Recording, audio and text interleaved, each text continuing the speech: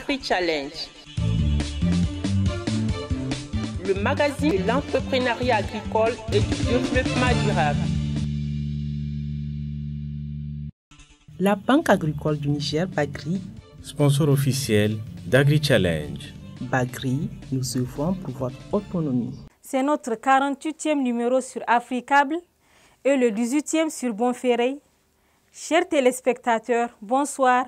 Ravi de vous retrouver dans Agri-Challenge, un magazine entièrement consacré à l'entrepreneuriat agricole et au développement durable.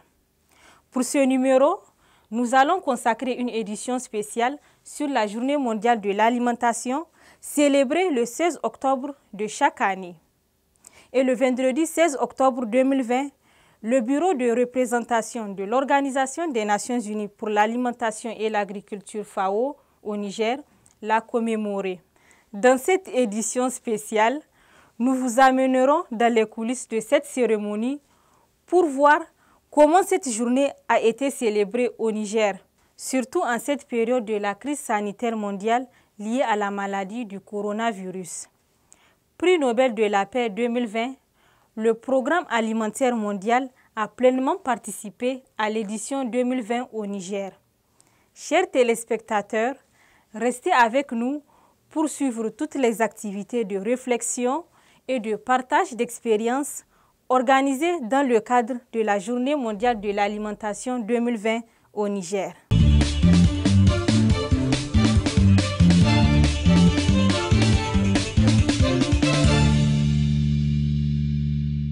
Niamey, le 16 octobre 2020, le Bureau de représentation de la FAO au Niger a célébré la Journée mondiale de l'alimentation.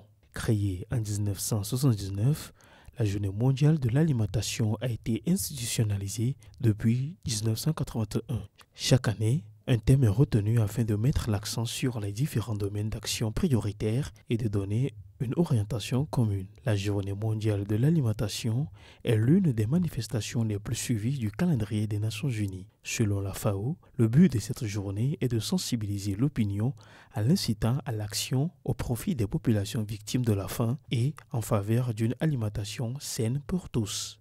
Le thème mondial de cette année est « Cultiver, nourrir, préserver ensemble ». Au Niger, placé sous le thème promouvoir les régimes alimentaires sains et une meilleure nutrition durant et après la pandémie de Covid-19 au Niger, l'édition 2020 a été marquée par une série d'activités de réflexion et de partage d'expériences entre les unités de coordination et celles d'exécution. Du fait de la pandémie liée à la maladie du coronavirus qui sévit à travers le monde, les manifestations se sont limitées essentiellement à 2 grands panels assorti de 6 communications. Cette année, le Programme alimentaire mondial a participé pleinement à l'organisation de la Journée mondiale de l'alimentation, marquant ainsi le 75e anniversaire de la FAO. La sous-alimentation connaît malheureusement une nouvelle hausse au niveau mondial.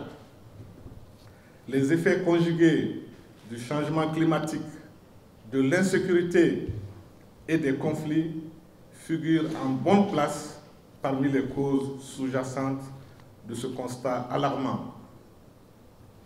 Selon le rapport conjoint FAO, FIDA, OMS, PAM, UNICEF sur l'état de l'insécurité alimentaire et de la nutrition dans le monde en 2020, environ 690 millions de personnes, soit 8,9% de la population mondiale, sont sous-alimentées et souffrent de la faim chronique.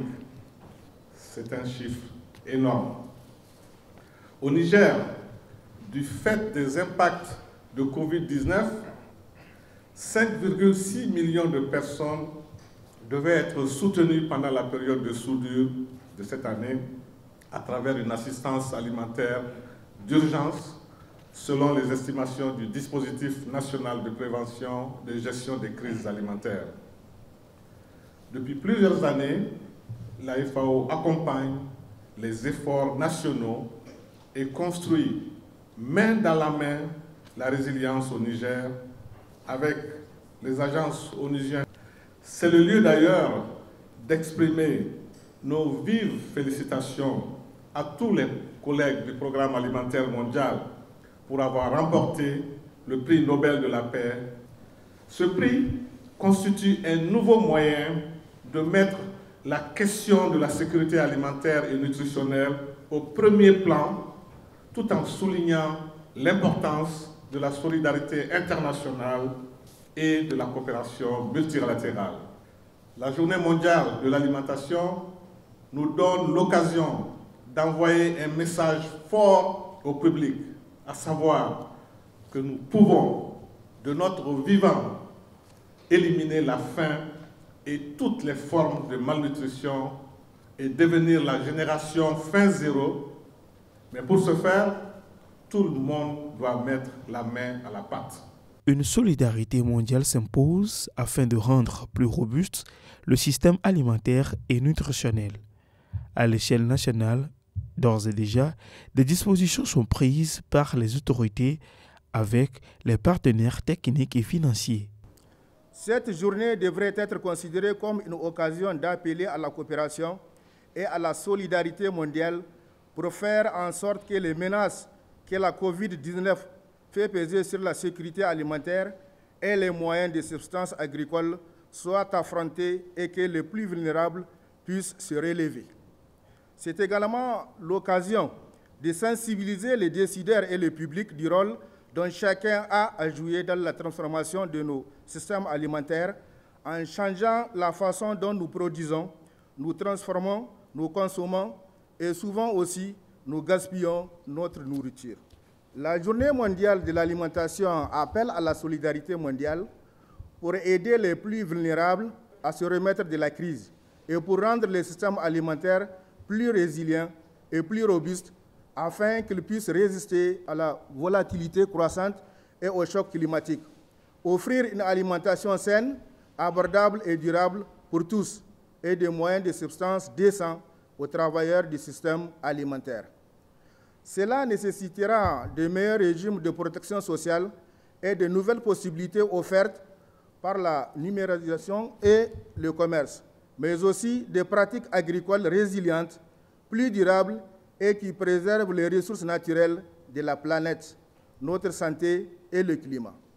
Le mouvement SAN plaide pour une approche systémique et multisectorielle face à la nutrition en soulignant le rôle et les implications des systèmes de santé, d'agriculture, d'alimentation, de l'eau, d'hygiène, assainissement, de protection sociale et de l'éducation. L'adhésion du Niger au mouvement SAN en 2011 a été très importante pour le pays et a permis au gouvernement de mettre en place des réseaux multi-acteurs, notamment les réseaux de la société civile, les réseaux des Nations Unies, les réseaux des universités et de la recherche, les réseaux des donateurs et du secteur privé. Tous ces réseaux sont engagés ensemble dans l'organisation de cette conférence. En dépit de ce progrès au niveau de la politique et de l'institutionnel, la malnutrition continue d'être un problème majeur de santé publique et de développement au Niger. Pour atteindre les ambitions de la politique nationale de sécurité nutritionnelle, l'engagement politique en faveur de la nutrition doit être maintenu et les allocations budgétaires de l'État en faveur de la nutrition à travers les différents secteurs concernés devraient augmenter. La crise sanitaire mondiale du Covid-19 nous permet de réfléchir à ce qui nous tient réellement à cœur et à nos besoins les plus fondamentaux, la santé, la nourriture, la nutrition. Ce sont des besoins interconnectés qui sont essentiels pour une bonne qualité de vie et donc préconditions aussi pour un développement humain équitable. Certaines mesures prises en face afin de freiner l'expansion de la Covid-19, comme la fermeture des frontières, la restriction des mouvements, entraînent des dysfonctionnements au niveau des systèmes alimentaires et aggravent les situations de pénurie alimentaire dans les pays. Cette situation au Niger s'est encore détériorée avec les inondations auxquelles le pays est confronté, malheureusement. Avant la pandémie Covid-19, les pratiques d'alimentation du nourrisson et du jeune enfant au Niger n'étaient déjà pas optimales et constituaient l'une des principales causes de la malnutrition. En effet, seulement 21% des enfants de moins de 6 mois sont allaités exclusivement. Et de plus, seulement les 6,3% des enfants de 6 à 23 mois ont un régime alimentaire diversifié. Et très peu d'enfants de 6 à 23 mois, 5,7% seulement, ont accès à un régime minimal acceptable. Ce sont des déterminants très importants du retard de croissance et d'émaciation au Niger. Agri-Challenge. 2 grands panels assortis de 6 communications ont été présentés par les responsables en charge de la mise en œuvre des projets relatifs à l'alimentation et à la nutrition ainsi que des chercheurs du dit domaine. Toutes les interventions se sont focalisées sur comment assurer des régimes alimentaires sains et diversifiés pour tous et comment maximiser l'impact des programmes et interventions sensibles à la nutrition pour l'amélioration des régimes alimentaires. Une des premières priorisations qu'il faut faire, c'est au niveau des politiques. Il faut que les politiques qui soient mises en place puissent promouvoir des circuits alimentaires directs où on a moins de transition, des circuits qui ne sont pas trop longs, des circuits qui permettent d'encourager directement les petits producteurs et de pouvoir acheter auprès d'eux. Il faut aussi promouvoir l'accès des repas cuisinés, notamment l'alimentation scolaire, qui est un moyen par excellence de pouvoir encourager à la fois les enfants donc, à consommer ces aliments diversifiés. Donc, accorder la priorité à l'accès et à la disponibilité des aliments nutritifs, c'est important, en particulier pour ceux qui ont des revenus réduits. Et donc, tout cela peut permettre de protéger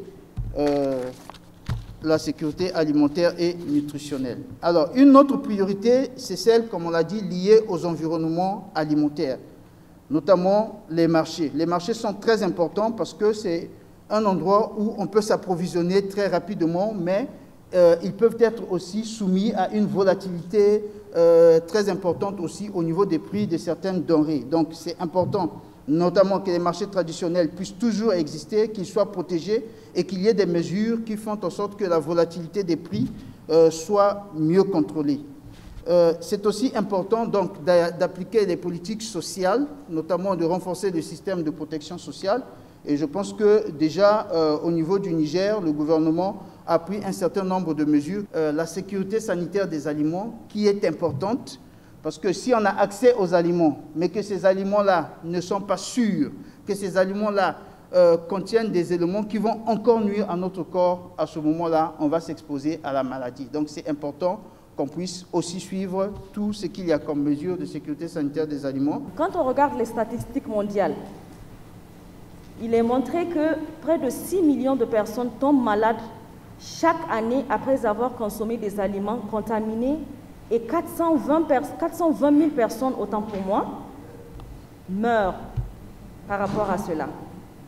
Et avec 125 000 décès par an, les enfants de moins de 5 ans représentent 40% de la charge mondiale de la morbidité imputable aux maladies d'origine alimentaire. Tous les acteurs de la chaîne alimentaire doivent savoir qu'ils sont tous responsables de la sécurité sanitaire des aliments. Et si nous produisions, nous transformons et nous vendons ou préparons des denrées, il faudra que nous assurons la sécurité sanitaire des aliments que nous présentons. Sinon, nous sommes exposés à des risques de santé. Donc, une vaste collaboration et la contribution de tous les acteurs est très importante dans la chaîne de valeur pour assurer cette sécurité. On constate une absence de contrôle des aliments vendus sur le marché. Et aussi, il y a peu de considération accordée à la sécurité sanitaire des aliments et à la santé environnementale lors de la mise en place des marchés. Il y a un manque d'infrastructures de base. Il n'y a pas d'eau courante au niveau des marchés. Il n'y a pas d'utilisation. Il y a toujours une utilisation des fois d'eau polluée et il y a une mauvaise gestion des déchets sur les marchés.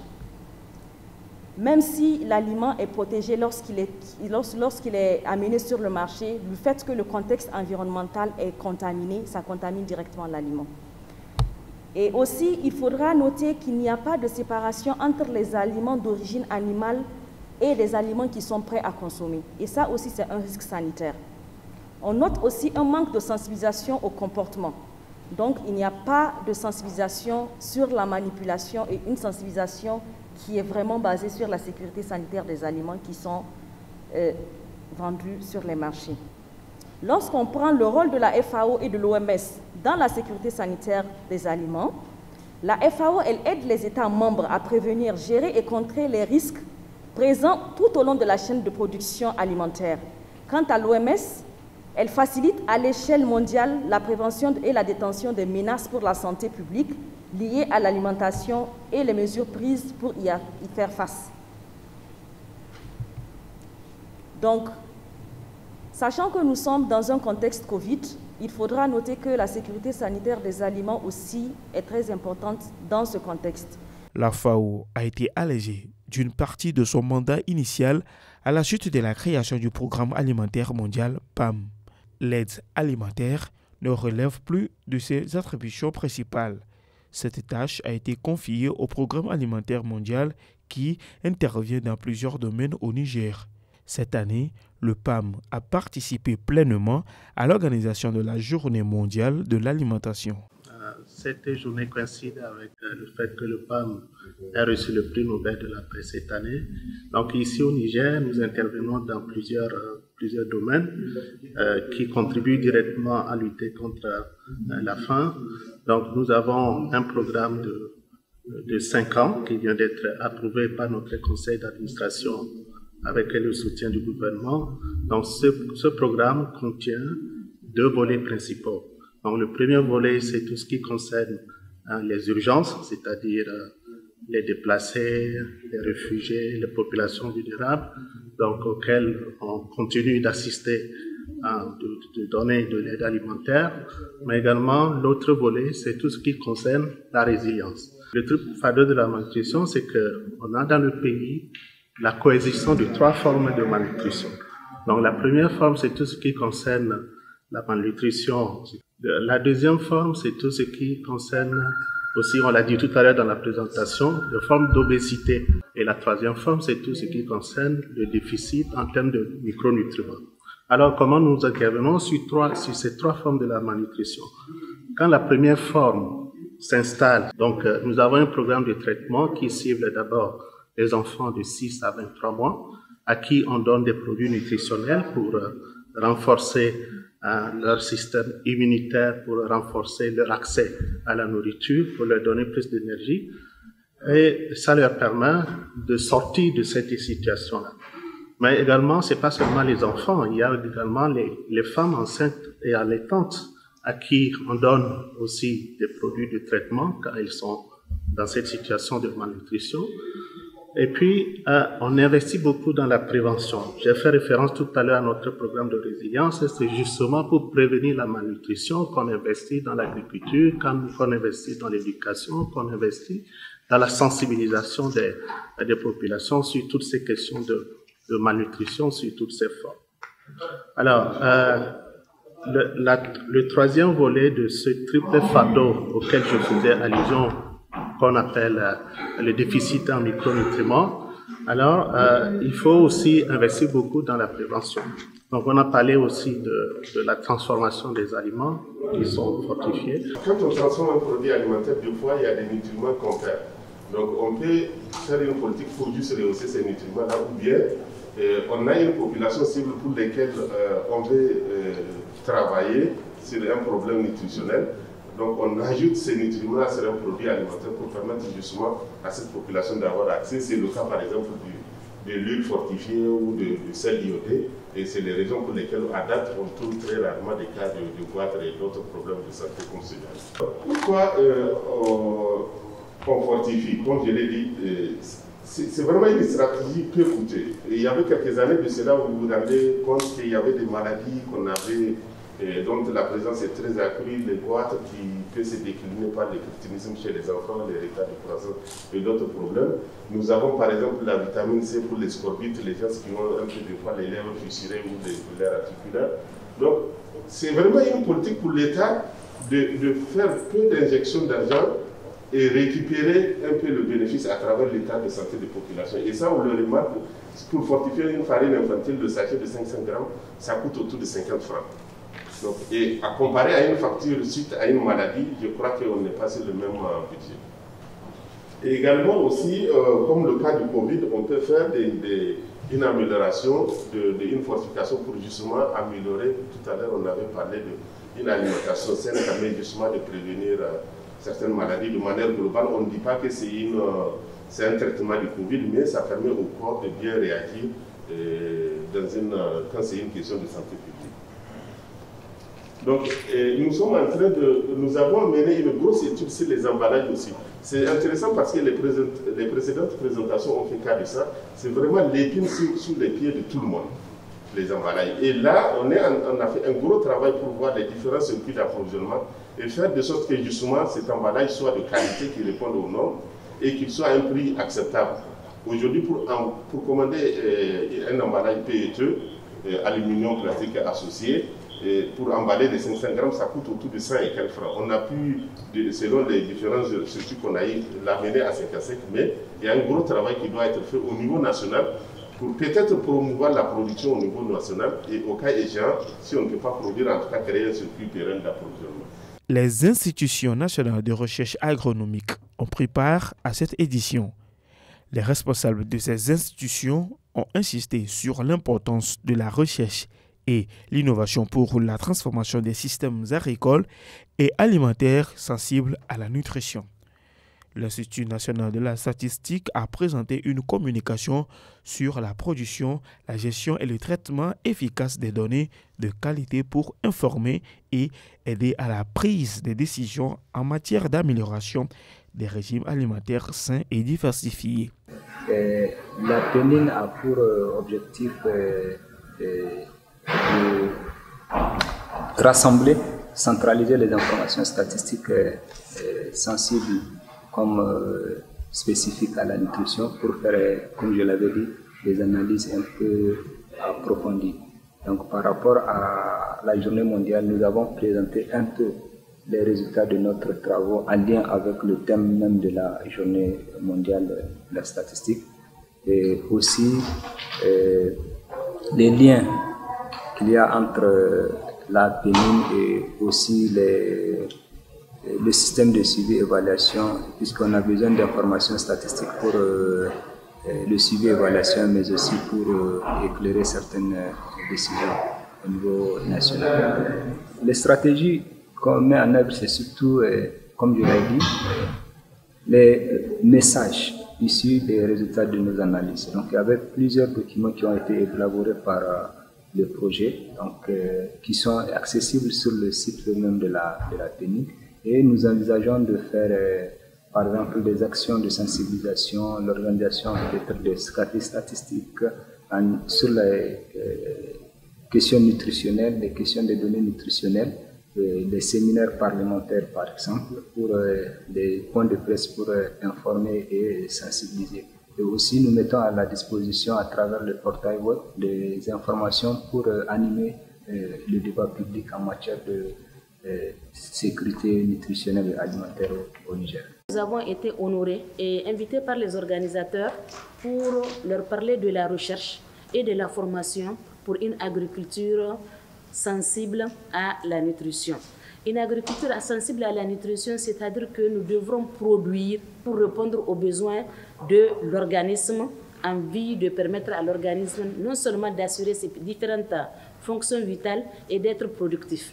Donc là, au cours de notre exposé, nous avons entretenu les participants sur la structuration donc, de la recherche au Niger de façon générale et des résultats de la recherche en matière donc, de recherche agriculture sensible à la nutrition.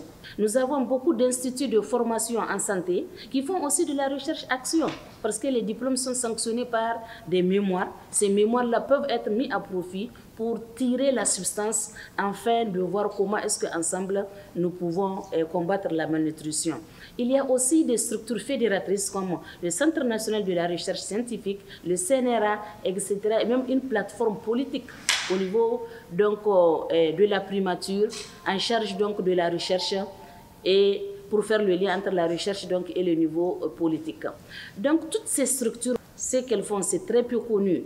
Et donc c'est pour cela, en conclusion à notre présentation, nous avons lancé un cri de cœur pour opérationnaliser un cadre où ces chercheurs et le monde professionnel peuvent s'écouter. Heureusement, nous avons pris vraiment des actions qui permettent de produire presque tous les aliments dont nous avons besoin maintenant. Et n'oubliez pas aussi la campagne Consommons nigérien. Donc on produit au Niger, on produit bio, on transforme, on consomme bio, donc on consomme local. Et le peu d'impact qui a été enregistré au Niger par rapport vraiment à l'alimentation, c'est parce qu'il y a cette campagne de promotion de Consommons nigérien. Et je pense que aussi il faut transformer le négatif en positif parce que la pandémie nous a permis de penser à produire plus pour nourrir la population nigérienne. Agri-Challenge. Pour finir la journée du 16 octobre en beauté, la délégation de la FAO s'est rendue au quartier victime d'inondation de la ville de Niamey. À ce niveau, un déjeuner a été offert aux sinistrés. Dans le cadre de la journée mondiale de l'alimentation, donc la FAO a bien voulu nous subventionner pour préparer un mets local pour les sinistrés de Harubanda et de Saga. Donc on a fait des kits alimentaires d'un produit local. Le mil, c'est un produit de base. Mais généralement, on fait seulement de la bouillie ou puis de la boule, et le tout. Et nous, on a innové en faisant du mil au gras, avec des légumes, avec beaucoup de légumes, comme nous savons qu'il y a des légumes au Niger. Donc on a fait ça avec des légumes et de la viande. C'est une innovation. Nous sommes les transformatrices de Saga et les sinistrés de l'inondation. Nous remercions la FAO qui a bien voulu nous aider en nous distribuant des plats. Que Dieu les récompense. Pour renforcer les systèmes alimentaires et protéger les moyens d'existence des populations, il est nécessaire d'accélérer et d'intensifier les actions. Agri-Challenge. Chers téléspectateurs, j'espère que vous avez agréablement suivi votre émission Agri-Challenge. Vous le savez déjà, contactez-nous sur les adresses qui s'affichent sur vos écrans pour tout renseignement. Pour ceux qui sont à Niamey, écoutez également la radio Challenge FM sur la 96.6 MHz, la radio des entrepreneurs et du Niger qui avance. Merci d'avoir suivi Agri-Challenge. Au revoir.